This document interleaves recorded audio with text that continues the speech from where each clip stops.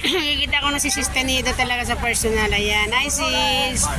Shoutout naman dyan. Kasi ako dahil ayaw ko mag-antay ka ng matagal. Hindi kasi uwi pa talaga ako ng Bulacan sa totoo lang. Sabi nga ni Kuya Bal, ba't hindi ka naghintay ng Hindi sis, kasi hinintay talaga ako ng mga junakis ko. Alam mo naman. Total, nag-uong ka na nga. Kaya, ayun, ako po kung alam mo lang, lagi akong tinatawagan. Kung umuwi ka na kaya, hindi ka nahiya sa ginawa mo sa buhay mo dyan. Nandiyan ka na Kuya Bal, nakikikain ka dyan. Sabi ganun sa akin. Talaga? Oo.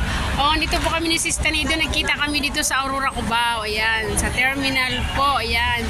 So, thank you so much po sa inyo. Thank you kay Sis Tanido. At minute ako niya. Diyos ko dahil, nagkita din tayo. Ayan, love you guys. Paano, bye-bye na. Ako'y uwi na po. Ay, sandali, meron pala akong sa iyo. Oo, meron pala akong pagdamutan. Pagdamutan mo, ang aking ibibigay sa iyo. At sa... Alam ko naman na gamit ka ng tarha. Ayan. Ayan. At higit sa lahat, ang pangsira ng ipin. Ayan. Panglakas ng Panglakas ng tuhod. Ganun ba? O siya, sige. Paano mag-trace? O sige. Lagay mo muna dyan. O yan, sige. Lagay mo. Yan. Ito sinasakyan mo talaga. Terminal. Terminal. Anong Baliwag? Transit. Punta ko ng Baliwag.